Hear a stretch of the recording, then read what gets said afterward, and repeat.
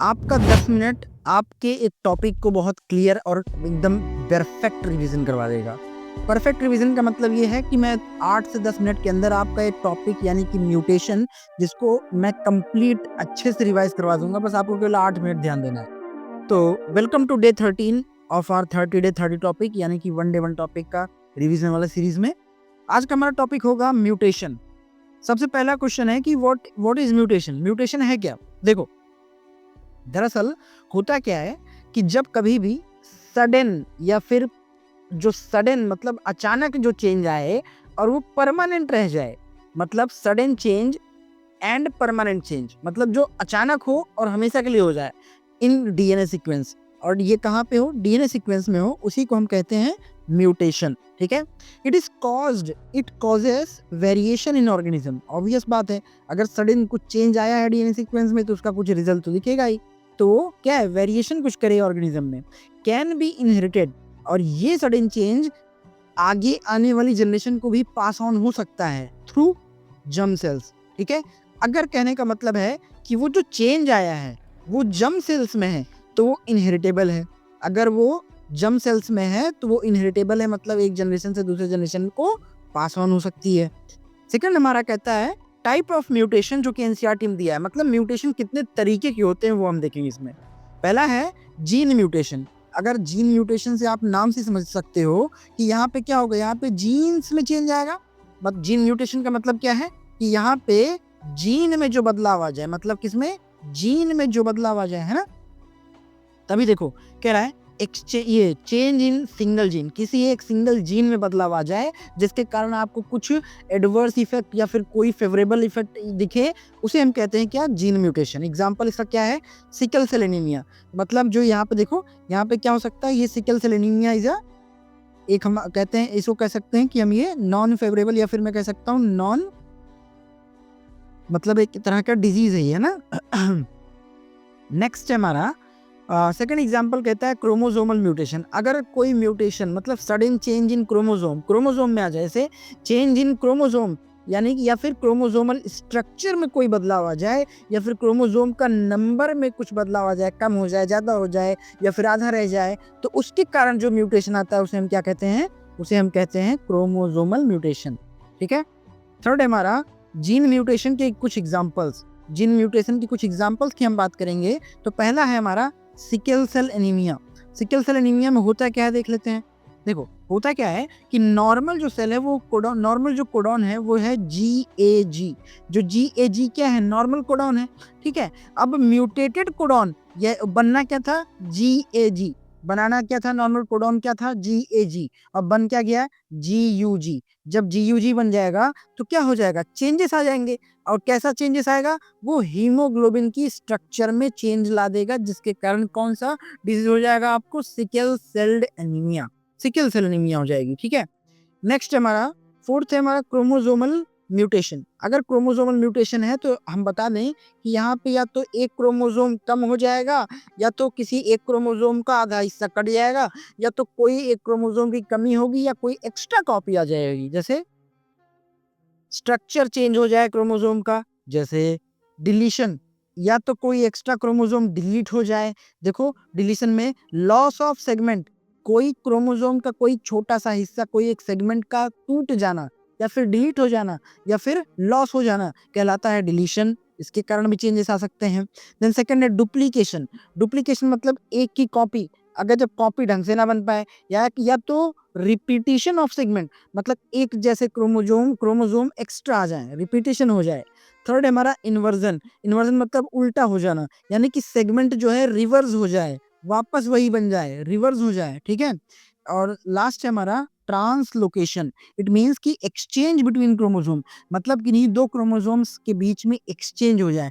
होना था मान लो एक क्रोमोसोम को किसी जेड पॉइंट पे, तो जेड पे ना हो के बी पे आ जाए, और बी वाला जो होना था बी पे वो आ जाए जेड पे, तो इसे कहते हैं हम ट्रांसलोकेशन। ठीक है, न्यूमेरिकल म्यूटेशन की बात करें, न्यूमेरिकल म्यूटेशन मतलब जो नंबर्स में कम या ज्यादा हो जाए, जैसे यहाँ पे changes in numbers of chromosome यहाँ पे दिखेंगे। ठीक है, it is caused by non disjunction. अब पहले समझ लेते हैं ये टर्म की नॉन डिसजंक्शन क्या है।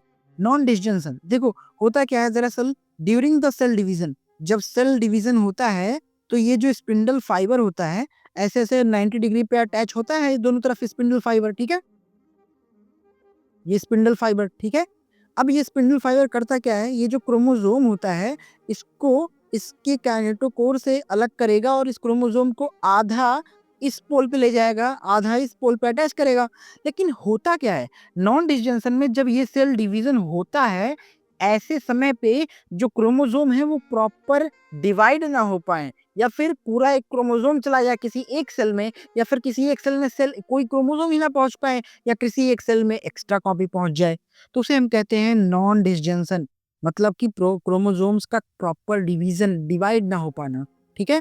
फॉर एन एग्जांपल की मैं बात करूं तो ये तीनों सिंड्रोम याद रखना बहुत इंपॉर्टेंट है।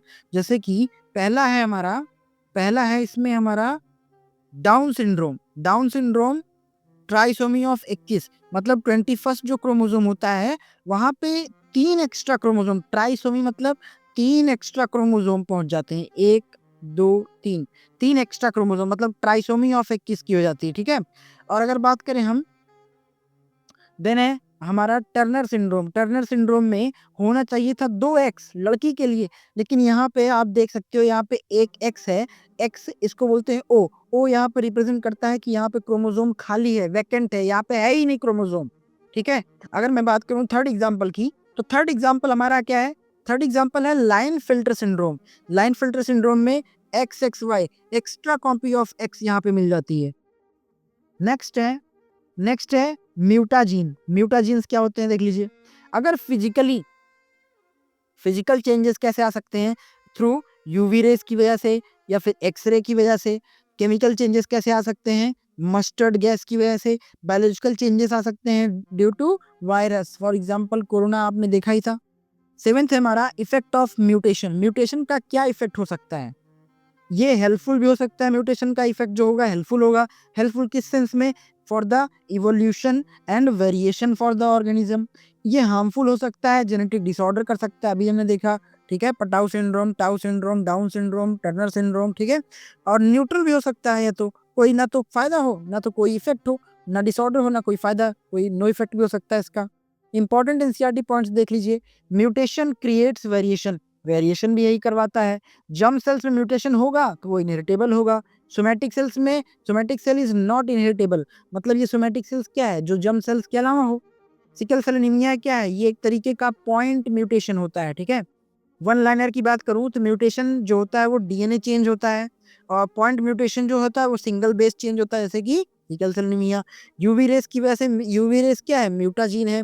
ट्राइसोमी मतलब क्या है, एक्स्ट्रा क्रोमोसोम, मतलब 3 क्रोमोसोम आ गया, ठीक है, किसकी, 21 की, क्या, डाउन सिंड्रोम। आइए कुछ क्वेश्चन देख लेते हैं। पहला क्वेश्चन है कि mutation is a permanent DNA change, option B. Second है हमारा sickle cell anaemia is due to point mutation, which is mutagen. Mutagen कौन सा है इसमें, यूवी रेस। फोर्थ है हमारा ट्राइसोमी ऑफ 21 क्या था, down syndrome. Which mutation is inherited, कौन सा इनहेरिटेड होगा, जो जर्म सेल्स में होगा, जो जर्म लाइन में होगा। डिलीशन मतलब क्या होता है, गेन होता है, नहीं, लॉस होता है, मतलब लॉस ऑफ सेगमेंट हो जाए, लॉस। नॉन डिसजंक्शन का मतलब वो मैंने बताया था, जब क्रोमोसोम प्रॉपर डिवाइड ना हो पाए। ये नॉन डिसजंक्शन कब होता है, डिसजंक्शन कब होता है, during cell division. Mustard gas is a mustard gas क्या है, एक तरीके का केमिकल म्यूटाजीन है, जो आपको केमिकली आपके बॉडी में म्यूटेशन करवा सकता है। नेक्स्ट है हमारा टर्नर सिंड्रोम। टर्नर सिंड्रोम का जीनोटाइप क्या होता है, X0, मतलब इसमें सिंगल कॉपी X और एक खाली हो जाता है। म्यूटेशन किस चीज में हेल्प करता है, इट में help in evolution also, it में help as a disease also. Help तो नहीं, मतलब वो डिजीज दे सकता है। And it also may have neutral effect, मतलब ना तो डिजीज हो ना तो कोई एज सच फायदा हो। होप सो आपको ये लेक्चर अच्छा लगा होगा, और उम्मीद करते हैं आपको, आपने पिछले लेक्चर्स भी जरूर देखे होंगे। अगर आप पिछले लेक्चर्स देखते हो तो आपको मजा बहुत आएगा। एक लिंक बनेगा,